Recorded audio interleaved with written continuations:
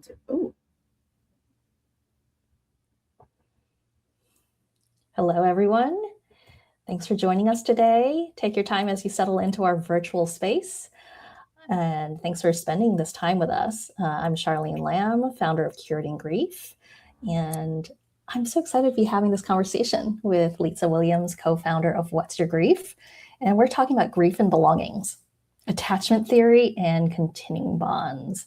So Litsa, do you want to give yourself a quick intro for people who don't know you? Sure. For anybody who doesn't know me, I'm Litsa Williams. I am a clinical social worker, a grief therapist, and one of the co-founders of What's Your Grief? We are an online grief and bereavement support organization that kind of looks at creative, practical, outside of the box tools and psychoeducation for coping with loss. I just want to see, there was a quick question, and I always want to address this early about, will there be a replay? Yes, there will be a replay that will be available if you pre-registered for this for 2 weeks. And then for those, if you're a member of our grief professionals community, it'll be available indefinitely there. And so, yeah, you will absolutely have access. Yes, thank you for the housekeeping. And I believe it will also be available in the What's Your Grief Grievers Hub community as well. Yeah. So this conversation is open to grievers who support other grieving people, whether as a professional or as a volunteer, and just also to a general audience. So you are all welcome. We will not be keeping an eye on the comments because there's so much happening there. And Lisa and I have a lot that we want to chat about because grief and belongings is such a rich topic. But do feel free to use that comments section if you want to share where you're joining from. And if you want to share like what brings you to this topic, because obviously this topic seems to have sparked a lot for people. And it certainly has for me. So if we haven't met before, I'm Charlene Lamb. I'm a speaker, an author, and the founder of Curating Grief, which is a methodology that uses the lens of curating and the tools of coaching to help grieving people to deal with the physical stuff like the belongings, the possessions, but also the emotional stuff. And I'm really excited to be having this conversation today because we can talk about this forever, I think. Yes. And when you registered, you might have had a chance to put questions into the form. So we're going to we've looked at those questions, and I'm going to try to touch on some of the questions and offer some of my answers during our conversation today. The last 15 minutes, we will leave time for some more questions. So if you have a specific question that you didn't put into that form, feel free to use the comments for that. And our colleague will keep an eye on that as well. But let's dive in. Anything else, Litsa, before we dive into the conversation? No, I'm just glad to see people here from all over the world in the chat. So I really appreciate your time. And yeah, just really looking forward to this conversation. Yeah, great. And like I said, the name of this conversation is Grief and Belongings, Attachment Theory, and Continuing Bonds. I don't want to assume that everyone knows what those are. So would you like to, well, I guess maybe I'll start with continuing bonds as an easier explanation, a little encapsulation of it. So there's a lot of contemporary grief theory that's been introduced in the last, say, 30 to 50 years. And one of those major changes was continuing bonds theory. Prior to continuing bonds, I'm going to let Litsa tell me who were the people who behind that study in the book. Oh, Silverman, Klass, and Nickman wrote the Continuing Bonds books. Yes. So before Continuing Bonds, there was a lot of talk in terms of when you lose someone, whether a person who dies or losing them in another way, there was the assumption that you do the work as a grieving person to move on. A basic assumption that there's a severing of ties, that you do the work to, in some ways, to leave them behind and to focus on your own life moving forward. And Continuing Bonds, I'm summarizing here, essentially said, well, no, what if that's not the case? What if you can continue a bond with the person that you've lost, just in a different way, that they might not be physically here anymore, but you can continue a relationship and a connection with them just in a different form. And that was a theory that made a lot of sense to us as someone who's grieving, but also really marked a change in how we looked at grief work, of what doing the work of grieving looks like. So that's how I would encapsulate continuing bonds. Litsa, anything to add there? Yeah, no, I think you covered it really well. And I think one of the things that's really important to point out is that when continuing bonds came on the scene, when they published their research in this book, there was a huge surge of support because it was so intuitive, right? So many grievers resonated with this, grief counselors, grief therapists, people working, supporting grievers. And one caveat that I think is always important to give, that the authors themselves gave, was that people latched onto it so much very early on that it went from being a theory that initially was just about normalizing that this can be healthy, this can be normal and natural, but it wasn't a prescriptive instruction that said you should do this or it's always helpful and healthy. It was more an observation to say it absolutely can be, but it was really important. And they came back to kind of say to professionals and to grievers, we just want to make really clear that it shouldn't be a measure of healthy grief if you are or if you aren't continuing bonds. We just wanted to observe that it can be healthy and really normalize that. So I think that's always a really important part just to keep in mind when we're talking about the nuance of continuing bonds, that it can be really, really such a helpful, important part of our grief. And also, we don't want to be telling people they have to do it. And we also don't want to, we want to understand that sometimes it's really helpful and healthy, and other times actually it isn't always helpful and adaptive. Yes. And a lot of the questions that we got in the registration were related to that idea of, is it healthy? Is it not healthy when we're holding on to items? How long should we be holding on to items? Is 2 years too long? Is 10 years too long? What if I don't want to keep anything? Is that normal? And I think that speaks a lot to what Litsa was saying about continuing bonds, that for some of us, that's going to feel good. And for others of us, they're like, that doesn't apply to us. And I think what resonates with me so much about What's Your Grief's approach to grief support and grief theory is you get to try it on and see what feels most supportive for you at any one time.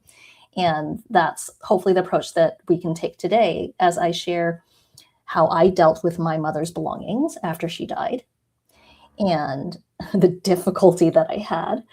And then we'll also talk about attachment theory and how that might come to play. And actually, before we go into attachment theory, I'm going to play a short video that explains to you why I use this lens of curating when we're talking about the belongings. This is why I find the lens of curating helpful.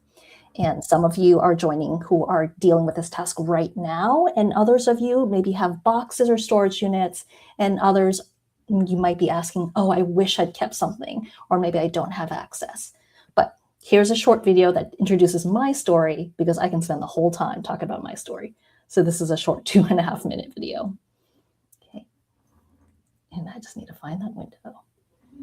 You can give me a thumbs up, Litsa, when it plays. Let me know if you can hear the sound. After the death of a loved one or a significant loss, we are often faced with difficult choices. What goes where, who gets what to say or do. When we're faced with these situations, we can use curating as a beautiful lens for making these choices. Another reason why it's important to curate grief: as grieving people, we are facing circumstances outside of our control. Death, loss, illness. It can be very empowering to see the choices that we do have, to see what we do have control over, and to move forward from there. And that's why it's so important to choose with intention, to curate grief. This work, my grief work, it all started when my mother died 10 years ago. My mother, Marilyn, was amazing. When she died suddenly of a stroke in 2013, she left a 3,000 square foot dream house full of stuff, the belongings from a lifetime. And I had a common problem. everything in my mother's house became precious. All of the little everyday things, her toothbrush, souvenirs on her shelves, all so precious. And I couldn't imagine letting any of it go. It's a common problem, having difficulty deciding what to keep and what to let go of after a loved one dies. My uncommon solution was curating and exhibitions.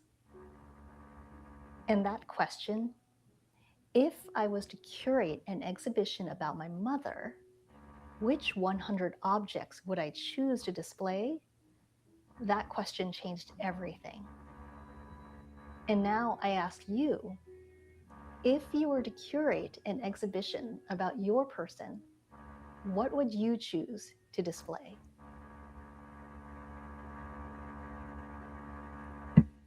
Thank you so much for listening to that and spending that time.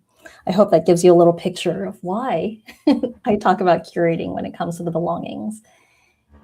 And there's so much about continuing bonds there for me too, right? Curating exhibitions about my mother is a way that I continue my bonds with her. It's a way of me designing my continuing bonds with her, really my living relationship with her. So that's how I see it, as continuing bonds coming into how I deal with my mother's belongings. And feel free to share if there's something in there too that resonated with you in terms of what became significant for you, those everyday things. Yeah. Litsa, anything you wanted to add? No, I mean, I think that just your story, I think, is one that resonates with so many people. The struggle to where everything becomes precious. I think it is also important to acknowledge as part of this conversation. And one of the comments or questions that came in advance is that there are people who find themselves at the other end of the spectrum, where belongings are just too much. There's this instinct of like, I just want to get rid of everything because it is too activating. I feel dysregulated when I see a single thing that reminds me of them or belonged to them. And so if you're on that other end of the spectrum, that absolutely is a normal experience too. And certainly what we often see is that sometimes families are struggling with the fact that there's a combination of both, right? Some people who have that instinct to just everything is precious and I want to hold everything, and I don't know how to face letting go of anything, with others who are just ready to let go of everything, and a lot of tension there, which is a really normal and difficult experience within families. Absolutely. And I think so my mother died in January 2013. And I presented my first exhibition with her belongings in October of 2015. And I've been doing this work of working with the belongings in various ways for like a decade. And I've been a grief coach specifically for about 5 or 6 years. So one of my working theories currently is that asking someone or asking ourselves, what was my experience with the belongings, can be a really helpful assessment or self-assessment tool, because it helps us to paint this bigger picture of your experience of the loss and the circumstances, right? Our personal circumstances are going to play such a huge role in our experience of grief and loss, which can include your role in the family. Are you the oldest? Are you the responsible one? Or is someone else the executor? Is your problem that you don't have access to the belongings, either because someone else is executor and is maybe withholding access? Are there kind of family dynamics that make it difficult for you to talk about the belongings or make decisions as a group? I'm an only child, so that certainly played a factor for me. My problem was I had way too many decisions to make. And for some of you, your pain might be that you don't get to make any choices. I've spoken to people who said, well, I got possession of the items, but I was in university when my parents died. I didn't have the resources to keep them. I couldn't afford a storage unit, so I had to let them go. Or you lose someone so young that even if you're given the choice, you're not in a place to be able to make those choices from an informed place, or you're so early in your grief that you don't have the capacity to do so. So even checking in with yourself and say like, oh, let me think about what it looks like with me dealing with the belongings, right? It paints a fuller picture for us of personal circumstances, the circumstances of the loss. Were they far away geographically? Were you estranged? What did your relationship with the person look like? And if you're listening and you're a person who supports grievers, consider what picture that helps paint for you of the clients that you're working with, because there might be systemic issues, right? That like there might be a system that doesn't give them the resources to buy the time that maybe they would like to have in order to make the choices. And I personally find that to be a helpful tool to say like, okay, let me paint the full picture here. The fact that I can't decide, or I would love to have more time, there might be outside factors in there that help us to inform how we want to better support ourselves individually. Like maybe we have a chronic illness and we do actually need to bring in more support to help us, whether that's a professional organizer, whether that is hiring someone like TaskRabbit, or like someone to help us carry things, or to ask the help of friends and neighbors. Yeah. Does that make sense, Litsa? Like as an assessment tool? Yeah, no, absolutely. I mean, I think that this is one of the things that can be really important for us to think about, is just what does our relationship with belongings, what does it represent in grief? And I think there's a lot that we can learn about ourselves and each other when we start asking that question, and that it is evolving, right? That is part of the nature of this, is our relationship with belongings in grief. Just like our grief is always evolving, the relationships with objects and belongings is always evolving, and the support we might need around it changes. And maybe as part of that transition, we can talk about different styles, right? Because people with questions and also in the comments have kind of noted, well, I wanted to keep everything, but someone else didn't want to keep it, or they thought I should keep something differently. Do we want to touch a little bit on grieving styles and attachment styles? And then I'll talk about my theories about our attachments to the belongings. Sure. I mean, I think a couple of things that can be helpful to think about in this context. One is in terms of grieving styles. If you are familiar with What's Your Grief, we often mention this.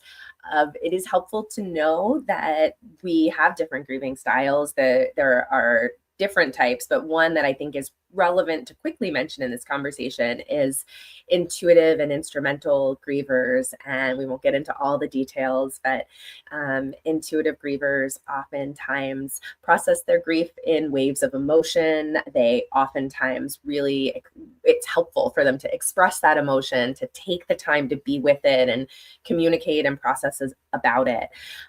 Instrumental grievers tend to be more cognitive in how they grieve. And so that means there is a little bit more of thoughts rather than feelings. And oftentimes they like to be kind of more active and physical in their grief.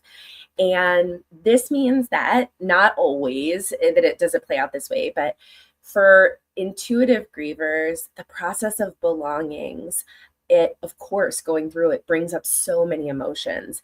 It is often a process that intuitive grievers tend to want to do a bit more slowly, to kind of let themselves feel the emotion, talk about the emotions that are coming up. That feels really therapeutic and helpful.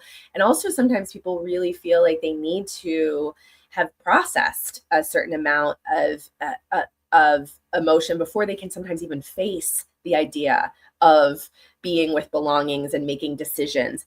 Instrumental grievers, on the other hand, sometimes really feel like what's going to be helpful for me is to be really active and to start going through these belongings and to start making decisions and to think about these things and And it can really, if you're in either maybe a relationship or a family, sometimes this is another place where tension can exist, because one person is like, oh, this needs to be a really like slow process that we get to when we're emotionally ready. And another person, that what is helping them process is the act of doing and moving to it. So I think that framing can be important for yourself and in thinking about other people in your life. The other piece of this that I wish we could go in depth with, but we're only going to quickly introduce here, is attachment, and thinking about attachment theory and attachment styles. And this is a concept that sometimes gets, I don't know, I think overused in pop psychology and social media. So I want to be really cautious around this, just to say that there is a lot of nuance to attachment and attachment styles. But what I think is helpful when we talk about belongings is that when we think of the attachment system, this is the system that we are all born with between parent and caregiver. Parent, caregiver, and child. And so we are all born with an attachment system that is part of what allows us to establish safety and security in the world. So we as children look to our parents and caregivers, and we establish safety when they're responsive to us. And early on, the example that we always like to use is that children, when they are infants and toddlers, that physical proximity to their caregivers is so important for safety. And so part of the attachment system that develops is that I find safety by being physically close to my caregiver. And when I'm separated from my caregiver, I have a lot of distress. I feel unsafe. And it's really scary. And what happens as children develop is assuming that their caregivers are responsive and are nurturing and feed them and respond when they cry, that as we get a little older, our brains allow us to develop what they call psychological proximity, which rather than needing to be physically close all the time to my parent or caregiver, I learn to kind of keep a psychological image that lets me go, oh no, I know that mom is going to come and pick me up after the play date or from school, or I know that when mom's in the other room, I can go and play and explore and feel safe that she's still there. So we develop this psychological proximity. And in the attachment theory research, they talk about this as developing a secure base, right? So I have this, even if mom is not nearby, I have this secure base in mom that lets me feel safe to explore the world, knowing that she'll be there for me to come back to if I need her. So this is kind of what, and they also use the term safe haven, right? She's a safe haven for me. So where this becomes important in grief theory and in thinking about belongings is there is an idea that has been proposed, a theory, again, these are all theories here, but that when we have this devastating separation of an attachment loss that comes when we lose anyone that has meant something to us, a child, a spouse, a sibling, a parent, a friend, anyone, that it is this deep rupture to the attachment system. And I like to think of it almost as though now we are moving into this new world, just like at birth, we're moving into the world for the first time, where we're moving into a new world where this person is missing. And suddenly we are desperately searching for them, and we almost regress to that physical proximity place. Like, I just want everything that they ever touched. I want to feel close to them. I want to smell them. I want to listen to their voicemail recording over and over and over again, because that's what allows me to feel safe, that I still have their memory, that they are there, that they're tangible, that I'm connected to them. And so that physical need is so intense for many people, not everyone, but for many people in early grief. All the objects are so important. And part of what the attachment lens of grief proposes and suggests when it comes to, kind of grief and continuing bonds is that as time goes on, we learn to develop a psychological proximity to our memory of the person who died. So our relationship with that person, we start to learn that we hold that within us. And so suddenly I'm able to realize that I can, think of the person who I lost and these memories and connections anytime I want. And that I start to feel safer with time, that I'm not going to lose that connection to them, even if I maybe start, giving away certain objects, or, as time goes on, I start to learn what my continued bonds are that live inside of me, rather than just the ones that are kind of in the external physical world around me. And that helps me to then not say, okay, I'm going to get rid of all the objects, but to really understand more, what do these objects represent, right? They're physical things in the outside world that are helping me access something internal about my connection. And to think about, how are these things helping me to move forward with my memory and my relationship, the person who I've lost, rather than feeling like I am unable to let go of anything that they ever kind of touched or interacted with. So that attachment lens kind of helps us think about this shift from physical proximity to psychological proximity, and the idea that once we have strong psychological proximity, that becomes our secure base. That becomes our way of going, even if somehow something terrible happened and I lost everything that they owned, I still know that I would be connected to them, because that connection lives inside of me, and I feel safe that I'll have it as I continue to move through my life. That is like introducing a lot in a very short time, but does that make sense? Did I miss anything, Charlene, that feels like it would be helpful? I think that was an excellent summary. And I think often when we hear about attachment theory, especially in like more pop psychology, it is through how it translates to your relationships in dating, for instance, or like with friendships. But I see it less spoken about when we're talking about, certainly in the context of grief. And then certainly in the way that you've described of how it sounds like, and let me know if I'm getting the gist of this right? That the belongings, the physical items can kind of, is it like you transfer your attachment to that? Like the item represents safety or connection? Yeah, absolutely. The objects, right? When we don't know what it means to have a relationship with someone who's died, right? We know what it means to have a relationship with living people, but we don't know what it means. And so when someone first dies, I think part of what we're doing is trying to figure that out. And, I'm sorry, I'm going to probably pronounce your name wrong. Glynis asked a question, does it mean so it doesn't mean something's wrong with us if we haven't reached this level of psychological proximity? Absolutely not, right? The natural part of early grief is we're trying to figure out, how will I have a relationship with this person I lost while moving forward and figuring out what it means to have a meaningful life as I go forward. And so part of that is that the attachment early is, I don't know what is going to allow me to feel like I can stay connected to the person who died. And of course, it makes sense. Where would we think that connection lit? Like physical objects, it feels natural that we're like, their smell, their voice, everything they touched, everything, this is where the attachment and the memories are going to live.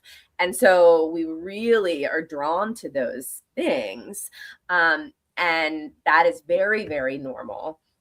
And it is oftentimes that starts to evolve and change with time. It does not mean that if you're still feeling that early attachment to objects, or even if time has passed, that something is wrong.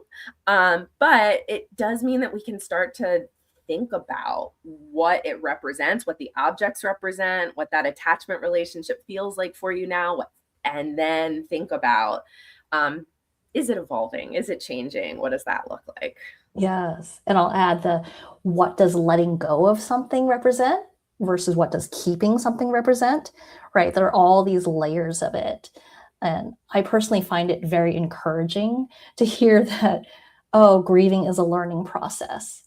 And we've learned so much about the neuroscience of grief, right? Mary Frances O'Connor, her book, The Grieving Brain. We know that when we experience this major loss, one, it's a whole body, whole system experience, but also that it takes time for our brains to catch up with the fact that, oh, though they're no longer here, how do I live my life with them and without them? It took a while. My mother died very suddenly, so it took I feel like 2 years for my brain to grasp she is not coming back to this house, right? And for me, that's what a lot of the things represented. I tried to keep her house for over a year because it was my mother's dream house. And because she died so suddenly, it was like, poof, she just went away. And I could almost feel my brain straining to grasp that she wasn't coming back, that she wasn't coming back to wear these clothes. She wasn't going to come back to use up the last of the soy sauce. And again, that's an example of how my personal circumstances of losing her shaped how I felt about the items in her house and the things I wanted to do, right? Like I wanted to keep everything. Everything felt so precious. I talk about the soy sauce a lot. If you know my work, right? I mentioned it in my TEDx talk. It's on the cover of my Curating Grief book because the soy sauce represents so much. It represented my mom being gone. It represented my mom's love of cooking. It represented my heritage because I'm Chinese American and my mother was a proud Chinese American. It also represented regret, because they'd never learned how to cook with her. And it represented guilt. Throwing it away almost felt like an acknowledgement that she was not coming back. So I just want to name like all the things that these everyday items might represent for you, including the belief that, oh, if I don't keep the house, I'm dishonoring my mother's memory, or I'm worried I might forget them if I move his shoes or if I change their room, right? So I think as with a lot of, when we talk about grief, it's just validating these normal grief responses. That is it normal for you 2 years out to be crying on their birthday or to momentarily forget that they're gone? Yes, it's very normal. And I find that also is helpful to extend to normal grief responses when it comes to belongings. There's a lot of pathologizing of what I see as normal grief response. Like, yes, a widow might choose to keep her husband's shoes exactly where he left them. She doesn't have to sell the house. And for her, it is a source of comfort, or it's playing some kind of helpful role for her. And usually I find in my experience that when she's ready, she will move those shoes and she gets to decide when that is. Is that also what you've observed in your work? Yeah, I think absolutely. I think one thing that I would say it's important to be careful of is to figure out that balance between honoring our own timeline in which we feel ready, and also being cautious that sometimes we hear this message of like, oh, you'll know when you're ready. And sometimes, and sometimes not, right? Sometimes there is that feeling of I don't know if I'm ready. Maybe I can't tell. I'm not sure.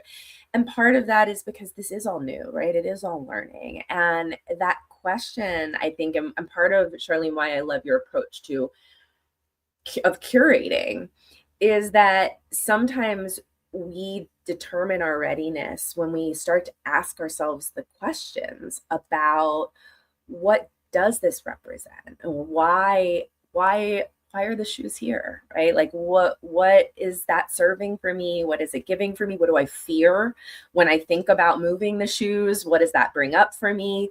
Sometimes it's through those questions and interrogating a little bit of our own relationship with these objects that we start to learn things about our grief and our readiness, and we start to have some clarifying moments that can be really helpful. Yeah, absolutely. Because I remember, okay, in 2024, for instance, Litsa and I got on an Instagram Live and we talked about our storage units, because I spent over $20,000 on storage units after I sold my mother's house, because there were just some things that were just too painful for me to deal with in that moment, right? I tried to keep her house for over a year. I couldn't afford to keep it. And I managed to clear it out using the lens of curating. But there was still so much that was so painful that I had to put in a storage unit. And 2024, 10 years after selling her house, I finally emptied out the storage unit. And it was so validating for me to hear Litsa say, I also have a storage unit. And in that conversation, we acknowledged, right, that there were times in our lives, even as people who knew quite a bit about grief, where we did not feel we had the capacity to make those choices. But that checking the storage unit helped us to maybe check in with ourselves to see, like, am I ready now? Keep on asking. Do I feel like I can make some, the storage unit was helpful for me at one point, and then it became a burden for me. And Litsa, I'd love to hear, because you did clear out your storage unit. What prompted you to say, okay, it's time? Enough is enough. So I will say I downsized my storage unit first before I completely cleared it. So it was not, one go. I think for me, it represented something where I knew that there were some decisions that would have to be made, and I wanted to honor myself and my timing. And I did have the luxury and privilege of being able to afford to kind of continue to pay this. But I think for me, it really came to a point where I was moving into a very small house. I have a little 9-foot wide house that I love very much. But it was very real to me that I knew I wanted to stay in this tiny house, and I was not going to ever have space for a lot of those things. And that was a hard thing to face, but also clarifying. And it really allowed me to go back and look at things with new eyes and to say, okay, if I am someone who plans to spend the foreseeable future in a relatively small space, then I need to start looking at what these things mean. I think also for me, one thing that became very clear was having objects hidden in storage. What is this doing, right? They're not in my day-to-day world reminding me of the person in a positive way, or of my connection, or the things that I want to retain and bring forward. They're hidden in a storage unit. And so it really, for me, sparked a moment of saying, I want to really get clear about what I want to keep and what I want to part with. And so, it wasn't easy, but I think one thing that someone, I think I saw it go by in the chat, mentioned is that sometimes when you have put things in, it might not be a storage unit, but maybe you've kind of moved in stages where you've boxed up the person's clothes and you put them in a closet, or you put them in the basement. You're not ready to part with them, but you box them up. Sometimes then coming back to them, you come back in a new way 6 months later, and you realize, okay, wait, I didn't miss these. I didn't feel a loss that these were boxed up. I don't feel like I need these reminders in the same way anymore. And it can sometimes, I think, become easier. And for me, the storage unit definitely served that function a bit when I revisited it. Yes, because I think there are a lot of questions about, when do you know you're ready, and I think there's an aspect of giving ourselves permission to acknowledge, okay, this item or this storage unit or this box is serving a certain purpose for me right now. And we can assess for ourselves and keep on checking in with ourselves of actually, what role is this playing? I often find that, certainly our relationship with grief evolves. Our relationship with the person evolves. And in my experience and my experience working with people, that their relationship with the stuff, with the physical belongings evolve. They may change roles. And I do like to think of it and talk about it has different roles. So I'll put in a plug for my own book. It's called Curating Grief, and the subtitle is A Creative Guide to Choosing What to Keep After a Loved One Dies. And you can find out about that on curatinggrief.com. But one of the roles I always like to talk about, it can be like, oh, it's a souvenir of a time, right? Or it's a talisman. Some things I keep of my mother's because they do help me to feel safe. Sometimes we keep items as evidence of who they were, evidence of how they lived. Sometimes we find ourselves drawn to an item and wanting to hold on to it because sometimes it's evidence of how they died, that maybe that's something that we're kind of sitting with. So when I've presented that question to people before, what would you curate in an exhibition about your person? I have had people name, I would put his hospital bed in that exhibition because that's still a very present part of how I'm thinking of him, right? And I can imagine that if I asked that person 5 years down the line, what would you curate in an exhibition about your person? Maybe they would choose something else, or maybe the hospital bed would take up less room in their exhibition when they're curating than when earlier in their loss. Yeah. Yeah. I think that time, right? One of the things that I think happens when we talk about maybe that shift, why I find that idea of the shift from physical to psychological proximity helpful, is I think we, as time goes on and we think about what we want our relationship with the person who died to look like, what are the imprints they left on us? What are the things they left in the world that we want to carry forward? We get more and more clarity about that as time goes on. And I think sometimes early on, right, the way they died, it feels like such a connection to them because it has been so present. But sometimes that stays, sometimes that shifts. And I think sometimes in general, we see, and I certainly saw this for myself, I see it in many grievers that I've worked with over the years, we become much more aware of like the things that we want to enact in our lives to carry them forward are about their values. It's about the things they taught us. It's about the things that they embodied and their creativity, their adventurous spirit, their generosity, their, those sorts of things that when we start to talk about it, we realize, wow, those are, those are intangibles that are within us that we can kind of tap into. They're not necessarily physical. And now the physical things might remind us of that and connect to that.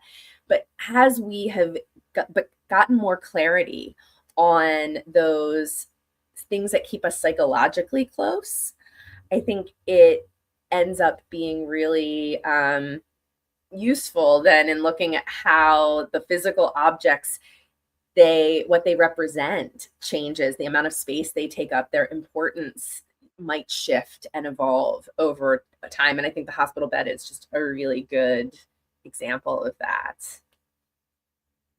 Yeah. When we're talking about grief, we often talk about living in the and, right? Being able to hold these things. I miss them and I'm still living a beautiful life. I will always miss them. And I still feel like I have a relationship with them, or being able to hold these ands. And I think when it comes to talking about the belongings and the physical possessions, there's an aspect of this work that is about acknowledging that it's not just stuff. Because so often we might experience that, people dismissing us, where, we're crying over a pair of socks and someone says, it's just stuff, it's just a pair of socks. When we know, well, no, it's, her favorite pair of socks, or these are the pair of socks that I made fun of, right? That it's not just a pair of socks for us. And I find it helpful to give ourselves space to acknowledge that, to name that, to have that witnessed. And almost paradoxically, we're holding it's not just stuff, and it is just stuff. Are we able to hold both of that? Right? If we lose the pair of socks because we have to move, we have to downsize, or a natural disaster comes through and we lose all these things that are precious to us, Do we also lose the memory? Do we also lose the story? Well, no, right? So I think that's part of the interesting challenge for us of being able to hold, it's not just stuff, and it is just stuff. And that's what I find so interesting about using this lens of curating, to be able to say, like, oh, I can hold both at the same time. I can acknowledge this is important. And as you named, it's really what it represents that's important. Yeah. And I think that shifts, right? That everything they touched, it moves us away from that, like everything they touched has value. I remind myself all the time, and I did this in the storage unit, I did this, clearing out my childhood home that I grew up in. Half of this stuff didn't mean anything to them, right? Like, we live in a culture and society where we often have too much stuff, like that lots of us look around the house and go, oh God, I need to get rid of some of these things. And yet when someone dies, it's suddenly like everything is precious.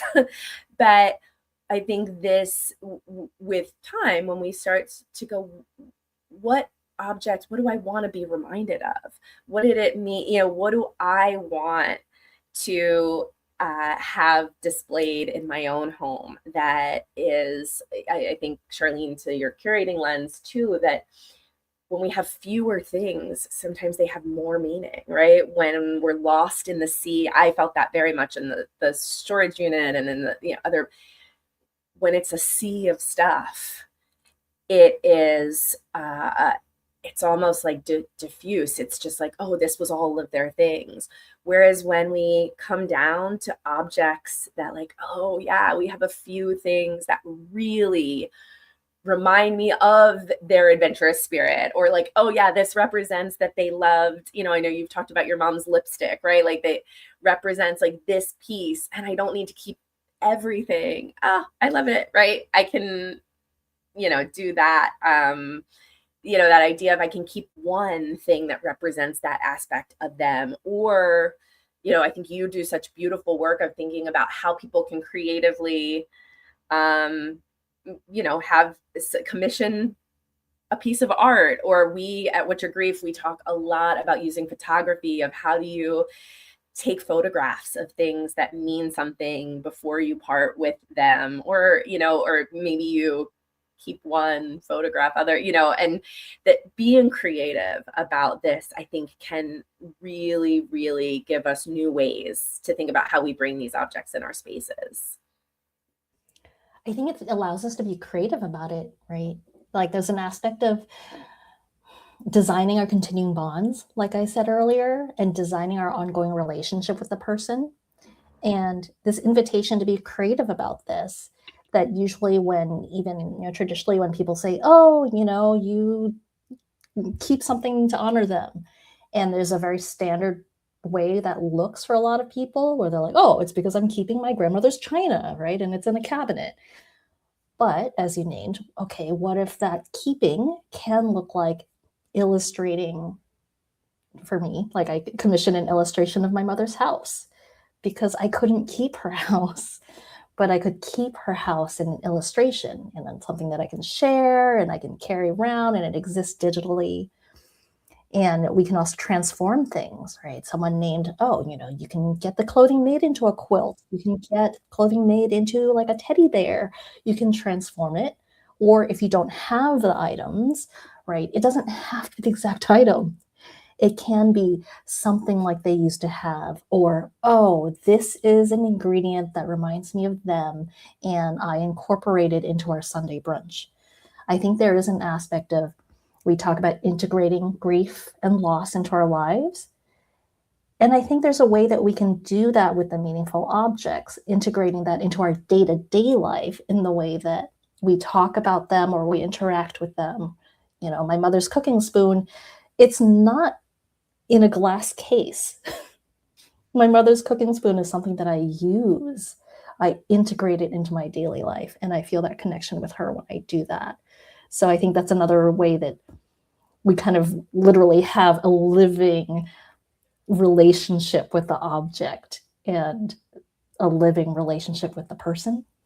Yeah, I love that that thinking about that use piece. And I think I'll share a story of something that just recently happened to me. I had my grandmother's hand mixer that we used to, I had memories of her using it, of us using it together. This thing was probably from like the early 50s. I mean, it was an old hand mixer. And I still used it. I used it in my own baking. And it completely died recently, and I took it to like a repair fair, and there was part of me that had this momentary like, oh, I shouldn't have used it. I should have like preserved it. It was one of the few things that I kept, and I had this moment then of like shifting and going like, no, like what this represented was the action of wanting it to be in use. Like I really shifted how I thought about it to feel like, you know what, I feel good that I used it into the ground. Like that's what she would have wanted to. And I was able, and then part of me was like, well, maybe I'll keep it even though it's broken. And again, 9-foot home. And I was like, no, you know what? Like what this represents is that, my grandmother taught me baking, and I keep doing that. Like, I don't need this mixer anymore. And I can feel okay that I used it, and now it's got to go. It doesn't work anymore.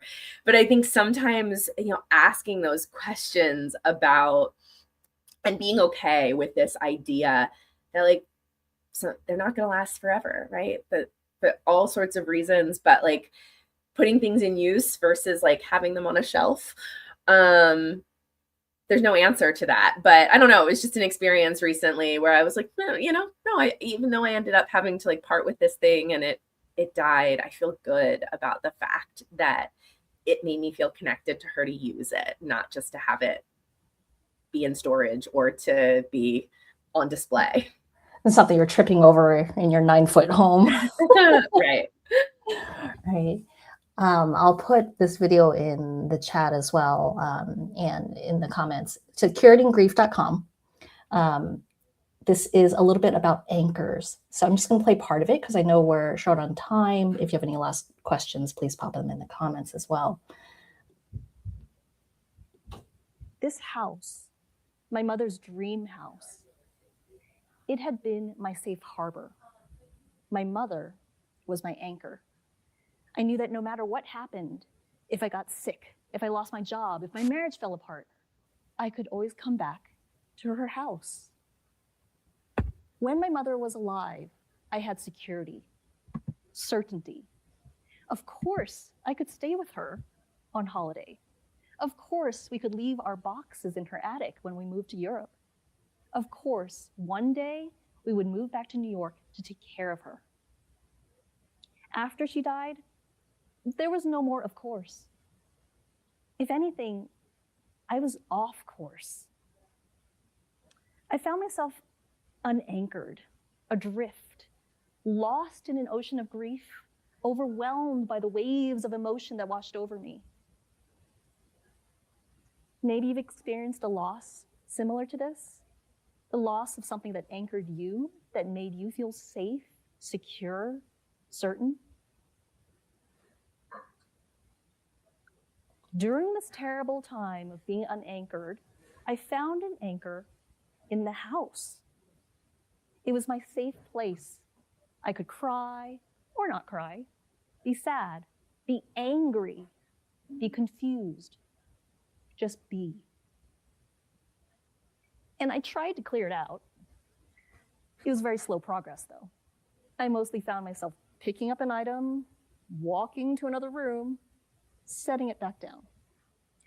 And some spaces, like her bedroom, the dining table, they stayed untouched, like a still life.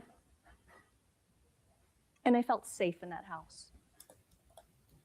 But after a while, I started to feel the weight of being anchored to my mother's house.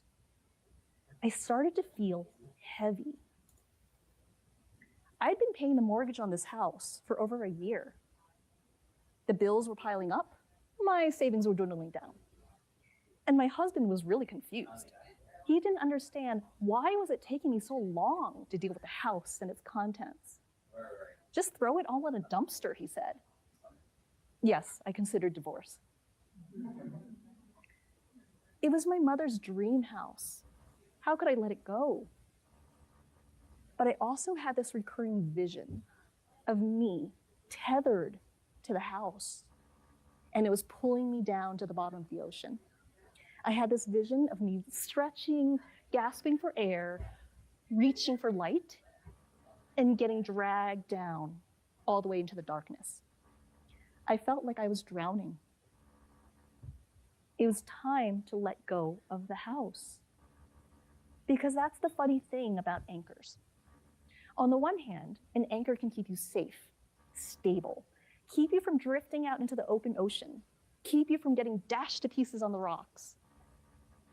And on the other hand, an anchor can keep you stuck in one place for too long, not moving forward.